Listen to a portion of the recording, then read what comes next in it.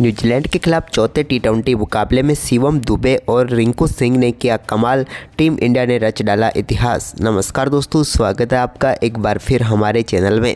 दोस्तों, भारत और न्यूजीलैंड के बीच आज चौथा टी20 मुकाबला विशाखापट्टनम में खेला गया, जहां पर पहले न्यूजीलैंड के बल्लेबाजों ने कमाल किया तो इसके बाद टीम इंडिया का टॉप ऑर्डर धराशायी हुआ, लेकिन इसके बाद रिंकू सिंह और शिवम दुबे ने कमाल करके दिखा दिया। तो दोस्तों, हम आपको इस मुकाबले का पूरा हाईलाइट वीडियो तो इस वीडियो में बताएंगे, लेकिन उससे पहले आप भी टीम इंडिया के खिलाड़ियों के शानदार परफॉर्मेंस को देखकर खुश हैं तो इस वीडियो को एक लाइक जरूर कर दें। और साथ ही दोस्तों, आपने चैनल पर पहली बार विजिट किया है तो चैनल को सब्सक्राइब करके बेल आइकन जरूर दबा लें। तो चलिए जानते हैं आज के इस बेहद ही शानदार मुकाबले का पूरा हाईलाइट वीडियो शुरुआत से ही। तो दोस्तों, आज के इस मुकाबले के टॉस की हम बात करें तो एक बार फिर से सूर्य कुमार यादव ने सिक्का उछाला और सिक्का फिर से सूर्य कुमार यादव के ऊपर मेहरबान रहा। एक बार फिर से उन्होंने टॉस जीतकर पहले गेंदबाजी का फैसला किया, न्यूजीलैंड की टीम को बल्लेबाजी के लिए आमंत्रित किया। भारतीय टीम में आज फिर से बदलाव देखने को मिला, जहां पर ईशान किशन की जगह पर अर्शदीप सिंह की टीम इंडिया में वापसी हुई। वहीं पर इसके बाद न्यूजीलैंड की टीम की तरफ से टिम साइफर्ट के साथ पारी की शुरुआत करने के लिए डेवन कॉनवे उतरे। तो पहले ओवर की तीसरी गेंद पर ही एक शानदार यहां पर मौका टीम इंडिया के लिए जरूर बना था, लेकिन बल्ले का टॉप पेज लगा। गेंद यहां पर फाइनल लेग की तरफ गई, जिसके पीछे जसप्रीत बुमराह थे, लेकिन वो कैच नहीं पकड़ पाए और चौका यहां पर मिल गया न्यूजीलैंड की टीम को। तो वहीं पर इसके बाद पहले ओवर की चौथी गेंद पर भी साइफर्ट ने एक और लाजवाब शॉट के जरिए गेंद को बाउंड्री लाइन के पार भेजा। इसके बाद दूसरे ओवर की दूसरी गेंद पर उनके बल्ले से पहला छक्का देखने को मिला, जहां पर उन्होंने लॉन्ग ऑन के ऊपर से 89 मीटर का लाजवाब छक्का जड़ा। तो इसी ओवर की आखिरी गेंद पर भी उन्होंने एक बार फिर से गेंद को एक्स्ट्रा कवर की तरफ खेला और एक और शानदार चौका यहां पर जड़ दिया। अब 12 रन इस ओवर में बना लिए टिम साइफर्ट ने। तो वहीं पर इसके बाद चौथा ओवर डालने आए हर्षित राणा की पहली गेंद पर भी एक और बड़ा शॉट खेला साइफर्ट ने और एक और गेंद को लॉन्ग ऑन के ऊपर से स्टैंड में पहुंचाया। कुलदीप यादव वहां पर मौजूद जरूर थे, लेकिन गेंद को रोक नहीं पाए और एक और छक्का यहां पर मिल गया। इसके बाद जसप्रीत बुमराह के सामने भी टिम साइफर्ट ने एक और बड़ा शॉट खेला और एक और गेंद को स्टैंड में पहुंचाया और 5वें ओवर में ही न्यूजीलैंड की टीम का स्कोर 50 रनों के पार पहुंचा दिया, यानी कि दमदार शुरुआत न्यूजीलैंड की टीम को मिल चुकी थी। इसके बाद डेवन कॉनवे भी काफ़ी देर से चुप थे, तो उन्होंने भी पावर प्ले की आखिरी गेंद पर एक बड़ा शॉट खेला और गेंद को स्टैंड तक पहुंचाने का काम किया और इस शानदार छक्के के साथ ही पावर प्ले में न्यूजीलैंड की टीम 71 रनों पर पहुंच गई। इसके बाद यहां पर डेवन कॉनवे और उनके साथ साइफर्ट ने शानदार बल्लेबाजी जारी रखी। इसी दौरान टीम साइफर्ट ने 8वें ओवर की पहली गेंद पर ही शानदार बल्लेबाजी करते हुए 25 गेंदों पर अपना शानदार अर्धशतक पूरा कर लिया, जिसमें 5 चौके व 3 छक्के शामिल थे, यानी कि कमाल व लाजवाब बल्लेबाजी देखने को मिली। इसके बाद डेवन कॉनवे ने 9वें ओवर की पहली गेंद पर भी कुलदीप यादव को एक और बड़ा शॉट खेला और गेंद को स्क्वायर लेग के ऊपर से स्टैंड में पहुंचाने का काम किया और इसी शानदार छक्के के साथ ही दोनों बल्लेबाजों के बीच शानदार तरीके से 100 रनों की साझेदारी भी यहां पर पूरी हो गई। लेकिन इसके बाद 9वें ओवर की दूसरी गेंद पर शानदार गेंदबाजी करते हुए यहां पर कुलदीप यादव ने डेवन कॉनवे को फंसाया और यहां पर रिंकू सिंह ने बेहतरीन कैच पकड़ा। डेवन कॉनवे 23 गेंदों पर 44 रनों की पारी खेलकर पेविलियन लौट गए। इसके बाद 10वें ओवर की पहली गेंद पर जसप्रीत बुमराह ने भी शानदार गेंदबाजी करते हुए यहां पर सचिन रविंद्र को कॉटिन बोल्ड करके पेविलियन भेज दिया। यह बड़ी सफलता इनके हाथ लग गई और यहां पर सचिन रविंद्र एक बार फिर निराश होकर पेविलियन लौटे, क्योंकि 4 गेंदों का सामना करने के बाद सिर्फ 2 रन बनाकर वो पेविलियन लौट गए। लेकिन इसके बाद यहां पर शानदार परफॉर्मेंस जारी रहा ग्लेन फिलिप्स का, जब उन्होंने एक और बड़ा शॉट खेला और गेंद को एक बार फिर से स्टैंड तक पहुँचाने का काम किया और जड़ दिया एक और लाजवाब कमाल का छक्का। वहीं पर इसके बाद भारतीय गेंदबाजों का शानदार परफॉर्मेंस जारी रहा और सबसे सफल बल्लेबाज टिम साइफर्ट को यहां पर पेविलियन भेज दिया। शानदार गेंदबाजी करते हुए अर्शदीप सिंह ने बेहतरीन कैच रिंकू सिंह ने पकड़ा और 36 गेंदों पर 62 रनों की पारी खेलकर टिम साइफर्ट पेविलियन लौट गए। इसके बाद यहां पर एक और उम्मीद थी ग्लेन फिलिप्स से, उन्होंने 14वें ओवर की पहली गेंद पर कुलदीप को एक और बड़ा शॉट खेला और सामने की तरफ लाजवाब छक्का लगाने में वो कामयाब हुए। लेकिन इसके बाद इनकी पारी को ज़्यादा लंबी नहीं होने दिया और 14वें ओवर की चौथी गेंद पर ही कुलदीप यादव ने एक लाजवाब गेंद डाली, जिसको सामने की तरफ बड़े शॉट में तब्दील करना चाहते थे ग्लेन फिलिप्स, लेकिन बीच में आ गए रिंकू सिंह, जिन्होंने शानदार कैच पकड़ा और यहाँ पर ग्लेन फिलिप्स पेविलियन लौट गए, जिन्होंने इस मुकाबले में 16 गेंदों का सामना किया और 24 रन बनाए। तो वहीं पर इसके बाद दोस्तों शानदार परफॉर्मेंस करते हुए 15वें ओवर की तीसरी गेंद पर एक बड़ा शॉट यहां पर खेलने में कामयाब हुए डेरिल मिचेल और उन्होंने हर्षित राणा की एक और गेंद को स्टैंड तक पहुंचाने का काम कर दिया।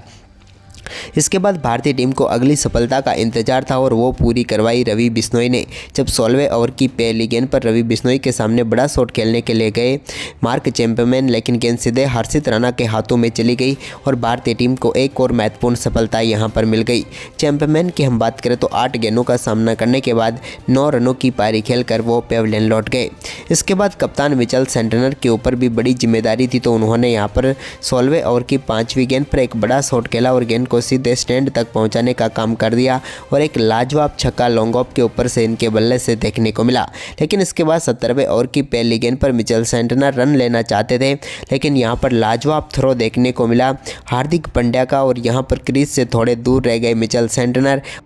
और यहाँ पर एक और सफलता टीम इंडिया को मिल गई। सेंटनर 6 गेंदों पर 11 रनों की पारी खेलकर पेविलियन लौट गए। इसके बाद टीम के लिए नए बल्लेबाज फॉक्स क्रीज पर उतरे, तो इन्होंने 18वें ओवर की दूसरी गेंद पर एक लाजवाब शॉट खेला और अर्शदीप सिंह की गेंद को स्टैंड तक पहुँचाने का काम इन्होंने शानदार तरीके से किया और स्क्वायर लेग के ऊपर से 70 मीटर का एक शानदार छक्का इन्होंने लगा दिया। तो वहीं पर इसके बाद यहाँ पर भारतीय टीम की गेंदबाजी कमाल की आगे भी जारी रही और यहाँ पर फॉक्स को पेविलियन भेजने का काम किया रिंकू सिंह के हाथों कैच कराकर अर्शदीप सिंह ने और एक और बड़ी सफलता टीम इंडिया को यहां पर मिल गई।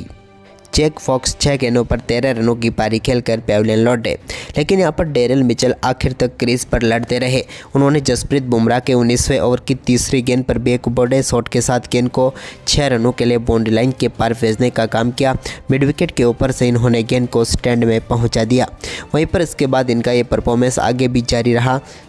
हर्षित राणा के सामने भी इन्होंने 20वें ओवर की तीसरी गेंद पर एक और बड़ा शॉट खेला और गेंद को एक बार फिर से स्टैंड तक पहुंचाने का काम किया और एक और लाजवाब छक्का यहां पर इनके बल्ले से देखने को मिला। अब न्यूजीलैंड की टीम बड़े स्कोर की तरफ अग्रसर हो चुकी थी और न्यूजीलैंड की टीम ने भारतीय टीम के सामने निर्धारित 20 ओवर में 215 रन बनाए 7 विकेट के नुकसान पर और भारतीय टीम को यहां पर 216 रनों का विशाल लक्ष्य दिया।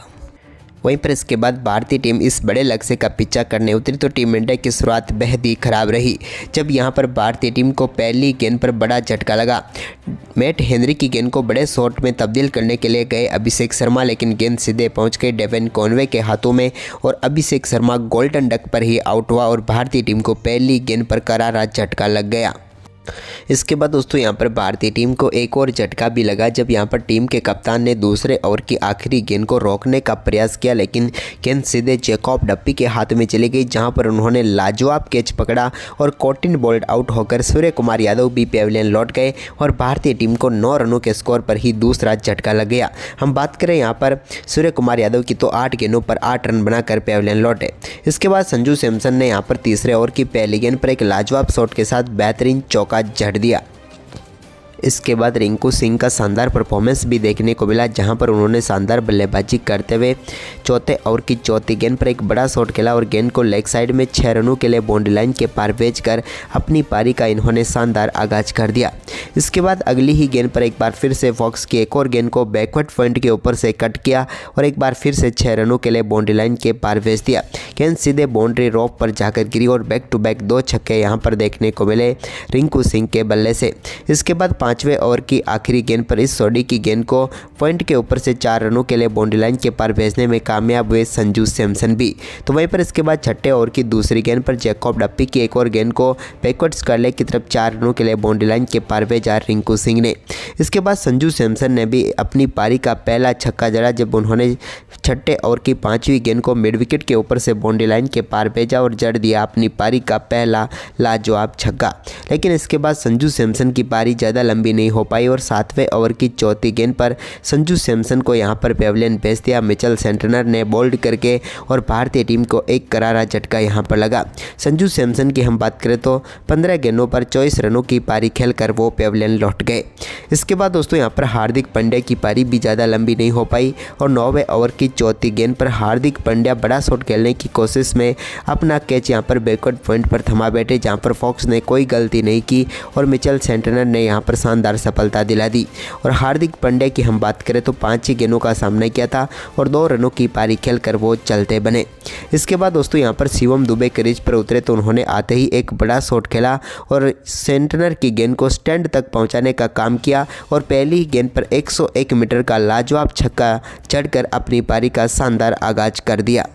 लेकिन इसके बाद दोस्तों यहाँ पर न्यूजीलैंड की टीम को रिंकू सिंह के रूप में एक बड़ी सफलता यहाँ पर फॉक्स ने दिला दी, जब 11वें ओवर की तीसरी गेंद पर उनको पेविलियन भेज दिया LBW आउट करके और भारतीय टीम को रिंकू सिंह के रूप में करारा झटका लगा। लेकिन इसके बाद इस मुकाबले का एक बार फिर से टर्निंग पॉइंट और आया और वो ओवर था 12वां ओवर, जिसकी दूसरी गेंद पर शिवम दुबे ने एक बेहतरीन शॉट के जरिए गेंद को मिड विकेट की तरफ 4 रनों के लिए बाउंड्री लाइन के पार भेजा। तो ओवर की तीसरी गेंद पर उन्होंने एक लाजवाब शॉट खेलते हुए गेंद को एक बार फिर से मिड विकेट के ऊपर से स्टैंड में पहुंचाने का काम किया और जड़ दिया एक और कमाल का छक्का, जहां पर गेंद को बैकफुट से स्टैंड तक पहुंचाया। तो वहीं पर ओवर की चौथी गेंद पर एक बार फिर से इन्होंने शानदार शॉट के जरिए गेंद को 4 रनों के लिए बाउंड्री लाइन के पार भेजा लॉन्ग ऑन के ऊपर से। तो ओवर की 5वीं गेंद पर भी उन्होंने एक और शानदार शॉट खेला और इस बार वाइड लॉन्ग ऑन के ऊपर से एक बार फिर से छक्का जड़ दिया और इस बार गेंद को 94 मीटर दूर स्टैंड तक पहुंचाया। तो वहीं पर ओवर की आखिरी गेंद पर भी उनके बल्ले से एक और शानदार छक्का देखने को मिला, जहां पर गेंद को फिर से स्टैंड तक पहुंचाने का काम इन्होंने किया और यहां पर इस ओवर में 29 रन बटोर कर मुकाबले को फिर से पलटने का काम शिवम दुबे ने कर डाला। तो वहीं पर इसके बाद 13वें ओवर की तीसरी गेंद पर भी शिवम दुबे ने एक और लाजवाब शॉट यहां पर जैकब डप्पी की गेंद पर खेला और गेंद को फिर से इन्होंने 6 रनों के लिए बाउंड्री लाइन के पार भेज दिया कॉर्नर के ऊपर से। तो वहीं पर इसके बाद 13वें ओवर की 5वीं गेंद पर भी शिवम दुबे के बल्ले से एक और लाजवाब शॉट निकला और इस बार भी गेंद सीधे पहुंच गई स्टैंड में और एक और लाजवाब छक्के के साथ ही दमदार बल्लेबाजी करते हुए मात्र 15 गेंदों पर इन्होंने अपना शानदार अर्धशतक पूरा कर लिया और टीम इंडिया के लिए 3rd फास्टेस्ट अर्धशतक इनका देखने को मिला, जहां पर 15 गेंदों पर ही इन्होंने ये कारनामा करके दिखाया। इसके बाद शिवम का शानदार परफॉर्मेंस जारी रहा की तरफ खेला और एक और शानदार चौका यहां पर जड़ दिया। अब 12 रन इस ओवर में बना लिए टीम साइफर्ट ने। तो वहीं पर इसके बाद चौथा ओवर डालने आए हर्षित राणा की पहली गेंद पर भी एक और बड़ा शॉट खेला साइफर्ट ने और एक और गेंद को लॉन्ग ऑन के ऊपर से स्टैंड में पहुंचाया। कुलदीप यादव वहां पर मौजूद जरूर थे लेकिन गेंद को रोक नहीं पाए और एक और छक्का यहां पर मिल गया।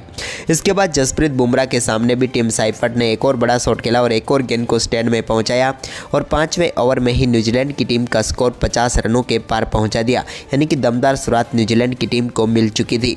इसके बाद डेवन कॉनवे भी काफ़ी देर से चुप थे, तो उन्होंने भी पावर प्ले की आखिरी गेंद पर एक बड़ा शॉट खेला और गेंद को स्टैंड तक पहुंचाने का काम किया और इस शानदार छक्के के साथ ही पावर प्ले में न्यूजीलैंड की टीम 71 रनों पर पहुंच गई। इसके बाद यहां पर डेवन कॉनवे और उनके साथ साइफर्ट ने शानदार बल्लेबाजी जारी रखी। इसी दौरान टीम साइफर्ट ने 8वें ओवर की पहली गेंद पर ही शानदार बल्लेबाजी करते हुए 25 गेंदों पर अपना शानदार अर्धशतक पूरा कर लिया, जिसमें 5 चौके व 3 छक्के शामिल थे, यानी कि कमाल व लाजवाब बल्लेबाजी देखने को मिली।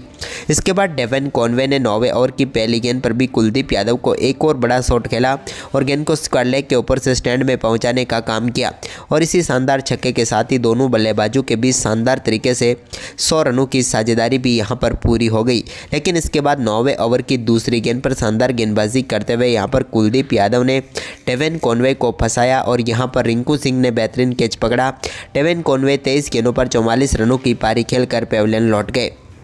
इसके बाद 10वें ओवर की पहली गेंद पर जसप्रीत बुमराह ने भी शानदार गेंदबाजी करते हुए यहां पर सचिन रविंद्र को कॉटिन बोल्ड करके पेविलियन भेज दिया। यह बड़ी सफलता इनके हाथ लग गई और यहां पर सचिन रविंद्र एक बार फिर निराश होकर पेविलियन लौटे, क्योंकि 4 गेंदों का सामना करने के बाद सिर्फ 2 रन बनाकर वो पेविलियन लौट गए। लेकिन इसके बाद यहां पर शानदार परफॉर्मेंस जारी रहा ग्लेन फिलिप्स का, जब उन्होंने एक और बड़ा शॉट खेला और गेंद को एक बार फिर से स्टैंड तक पहुँचाने का काम किया और जड़ दिया एक और लाजवाब कमाल का छक्का। वहीं पर इसके बाद भारतीय गेंदबाजों का शानदार परफॉर्मेंस जारी रहा और सबसे सफल बल्लेबाज टीम साइफर्ट को यहां पर पेविलियन भेज दिया। शानदार गेंदबाजी करते हुए अर्शदीप सिंह ने बेहतरीन कैच रिंकू सिंह ने पकड़ा और 36 गेंदों पर 62 रनों की पारी खेलकर टीम साइफर्ट पेविलियन लौट गए। इसके बाद यहां पर एक और उम्मीद थी ग्लेन फिलिप्स से, उन्होंने 14वें ओवर की पहली गेंद पर कुलदीप को एक और बड़ा शॉट खेला और सामने की तरफ लाजवाब छक्का लगाने में वो कामयाब हुए। लेकिन इसके बाद इनकी पारी को ज़्यादा लंबी नहीं होने दिया और 14वें ओवर की चौथी गेंद पर ही कुलदीप यादव ने एक लाजवाब गेंद डाली, जिसको सामने की तरफ बड़े शॉट में तब्दील करना चाहते थे ग्लेन फिलिप्स, लेकिन बीच में आ गए रिंकू सिंह, जिन्होंने शानदार कैच पकड़ा और यहाँ पर ग्लेन फिलिप्स पेविलियन लौट गए, जिन्होंने इस मुकाबले में 16 गेंदों का सामना किया और 24 रन बनाए। तो वहीं पर इसके बाद दोस्तों शानदार परफॉर्मेंस करते हुए 15वें ओवर की तीसरी गेंद पर एक बड़ा शॉट यहां पर खेलने में कामयाब हुए डेरिल मिचेल और उन्होंने हर्षित राणा की एक और गेंद को स्टैंड तक पहुंचाने का काम कर दिया। इसके बाद भारतीय टीम को अगली सफलता का इंतजार था और वो पूरी करवाई रवि बिश्नोई ने, जब 16वें ओवर की पहली गेंद पर रवि बिश्नोई के सामने बड़ा शॉट खेलने के लिए गए मार्क चैंपमैन, लेकिन गेंद सीधे हर्षित राणा के हाथों में चली गई और भारतीय टीम को एक और महत्वपूर्ण सफलता यहां पर मिल गई। चैंपमैन की हम बात करें तो 8 गेंदों